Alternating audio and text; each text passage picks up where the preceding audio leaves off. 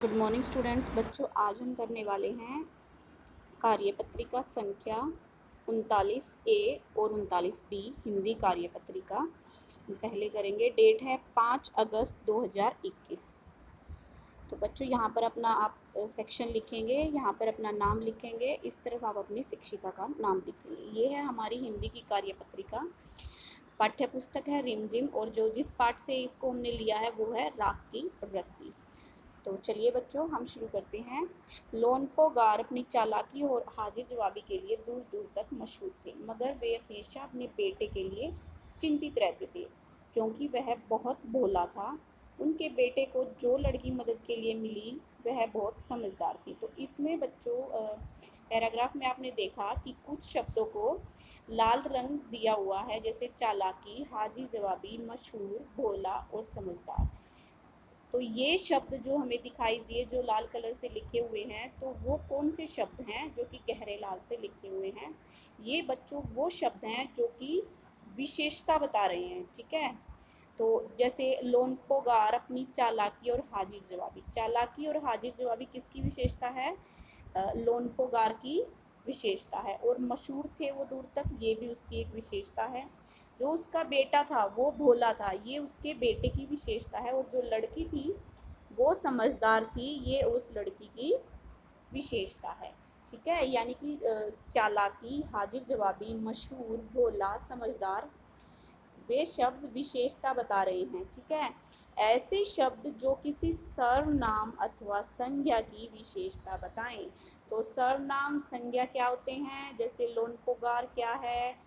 संज्ञा है। ठीक है, लड़की क्या है? संज्ञा है। ठीक है, जो शब्द संज्ञा और सर्वनाम की विशेषता बताएंगे उनको हम विशेषण कहते हैं। वे शब्द विशेषण कहलाते हैं। तो प्रश्न पहला है, विशेषण शब्दों को रेखांकित कीजिए। तो पहला है, कुत्ते वफादार होते हैं।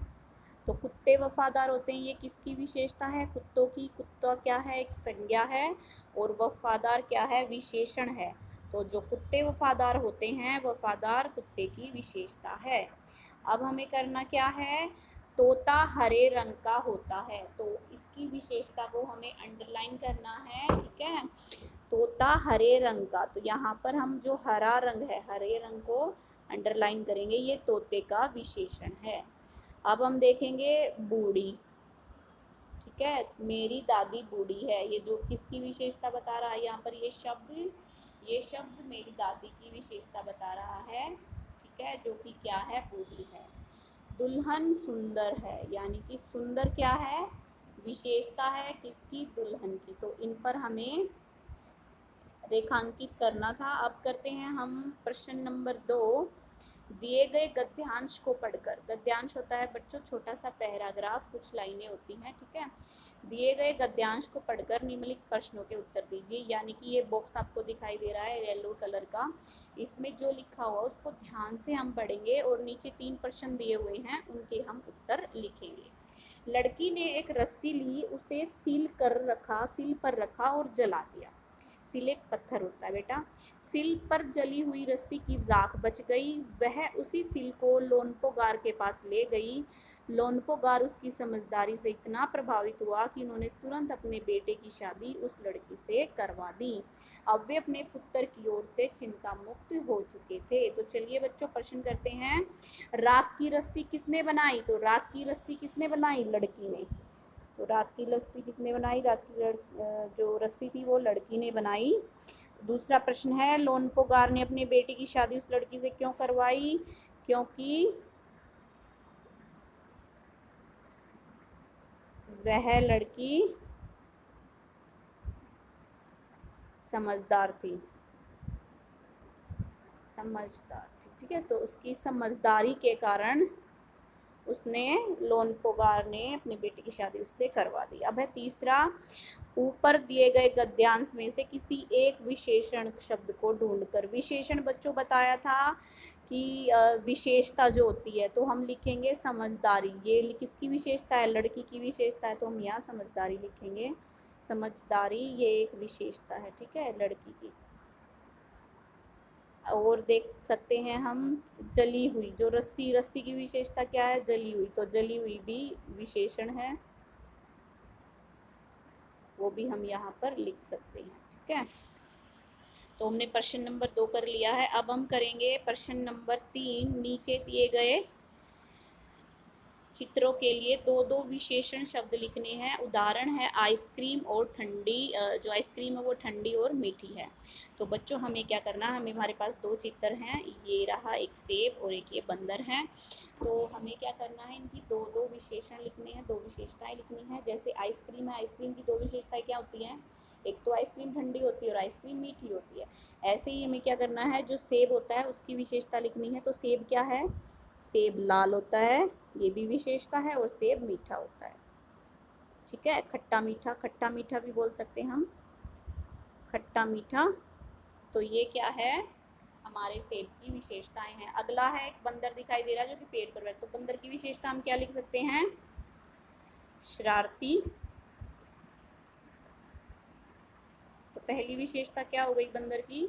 शरारती। अगर हम इसका कलर भी जो है वो लिख सकते हैं भूरा, या फिर कलर को हम छोड़कर शरारती और चालाक भी हम इसकी विशेषता, क्योंकि बंदर चालाक भी बहुत होते हैं ना। तो मैंने 3 विशेषताएं आपको बता दी हैं, आप कोई सी भी 2 विशेषताएं आप यहाँ पर लिख सकते हैं। तो बच्चों ये थी आपकी हिंदी की वर्कबुक। अब हम करेंगे ईवीएस की वर्कशीट नंबर 39B। ठीक है, और डेट है 5 अगस्त 2021। यहाँ पर आप अपना नाम लिखेंगे और यहाँ पर आप अपनी टीचर का नाम लिखेंगे। तो बच्चों ये यूनिट 8 से लिया गया है, ट्रीट फॉर मॉस्किटोज। तो आपने देखा होगा कि जैसा मौसम चल रहा अभी, बारिश का मौसम, इस मौसम में मच्छर बहुत ज़्यादा हो गए हैं, है ना, और मच्छरों के कारण बीमारियां भी बहुत हो रही हैं।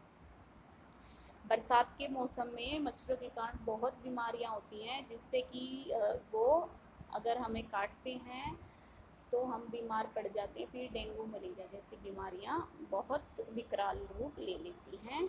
तो चलिए हम शुरू करते हैं। नीचे एक कविता दी गई है जिसमें मच्छर के जीवन चक्र को, जीवन चक्र है पूरा, मच्छर कैसे पैदा होता है, ठीक है, उसको दिखाया गया है और चित्र भी बनाए गए हैं। तो कविता की सहायता से मच्छर के जीवन चक्र के विभिन्न चरणों को कर्म के अनुसार अपनी कॉपी में लिखिए। तो सबसे पहले क्या आता है? सबसे पहले क्या आएगा? अंडा बनेगा। सबसे पहले क्या बनेगा? अंडा बनेगा, और धीरे धीरे लार्वा, उसके बाद अंडे के बाद क्या होगा? लार्वा। ठीक है, उसके बाद क्या बनता है? लार्वा से प्यूपा बनता है बेटा, नंबर 3 पर। और नंबर 4 पर क्या होगा? बड़ा, यानी कि मच्छर बन जाएगा वो मच्छर। ठीक है, बड़ा मच्छर बन जाएगा या वयस्क मच्छर। ठीक है, ये आपको अपनी कॉपी में लिखना है। सबसे पहले लिखेंगे अंडा आएगा, फिर लार्वा निकलेगा, फिर प्यूपा, और फिर वो मच्छर बन जाएगा। तो चलिए हम कविता को पढ़ते हैं। सबसे पहले अंडा आता, जीवन मेरा शुरू हो जाता, धीरे धीरे लार्वा बन जाऊं, अगली सीढ़ी पर मैं कदम बढ़ाऊं, लार्वा से प्यूपा बन जाता, नहीं किसी के पकड़ में आता, जैसे ही मैं बड़ा हो जाऊं डंक मार कर दावत मनाऊं, फिर बारिश का मौसम आता, सब घर में मैं बस जाता, है ना। तो चलिए बच्चों अब हम करते हैं प्रश्न 2। जैसा कि आपने देखा कि मच्छर का पूरा जीवन चक्र कैसे होता है, सबसे पहले अंडा, फिर लार्वा, फिर प्यूपा, और फिर वो मच्छर बन जाता है। अब हम देखेंगे कि वो आकार में बहुत छोटा होता है, और तो हम उसके शरीर के अंगों के बारे में जानेंगे। नीचे एक हेल्प बॉक्स, संकेत बॉक्स दिया हुआ है। हमें क्या करना है, जो जो अंगों के नाम लिखे हुए हैं हमें नंबर के साथ यहाँ पर लगाना है। तो सबसे पहले क्या दिख रहा है हमें? ये है मच्छर का पहले नंबर पर एंटीना। ठीक है, ये मच्छर का एंटीना है। 2 ये एंटीना लगे होते हैं मच्छर के ऊपर, सींग जैसे 2 एंटीना। ठीक है, अब हम देखेंगे कि ये नंबर 2 पर क्या है? ये है मच्छर की आँख। अब हम देखेंगे नंबर क्या है? 4 पर हम देखेंगे कि क्या आ रहा है। नंबर 4 पर है, ये है इसके पैर। ठीक है। अब हम देखेंगे नंबर 3 पर इसके पंख, और नंबर 5 पर क्या है, इसका है पेट। ठीक है, ये हमने इसके अंगों के नाम लिख लिए हैं। सबसे पहले एंटीना, दूसरे नंबर पर हमने लिखा है आँख, तीसरे पर पंख, चौथे पर पैर, और ये हमारा 5वें पर हमने इसको लिखा है पेट है। तो ये मच्छर के सारे अंगों के नाम हैं। चलिए बच्चों, अब हम शुरू करते हैं प्रश्न नंबर 3।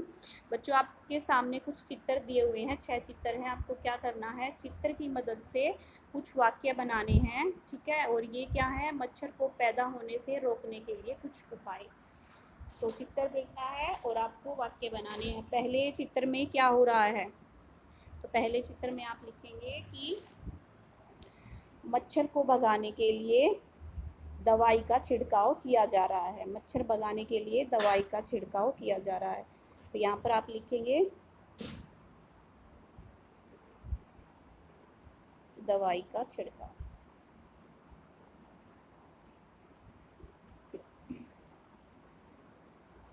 अब दूसरे नंबर पर हम देखेंगे कि ये बच्चा है वो क्या कर रहा है, टायर है, टायर में से पानी निकाल के रख रहा है। तो बच्चों, आपकी छत पे अगर कोई टायर गिरा हुआ पड़ा हुआ है तो उसमें बारिश का पानी इकट्ठा हो जाता है, तो कई बार वहाँ पर भी मच्छर पैदा हो जाते हैं। तो उसको हम क्या करना है, दूसरे नंबर पर क्या लिखेंगे, हम टायर के पानी को निकालना है, टायर के पानी को निकालना है।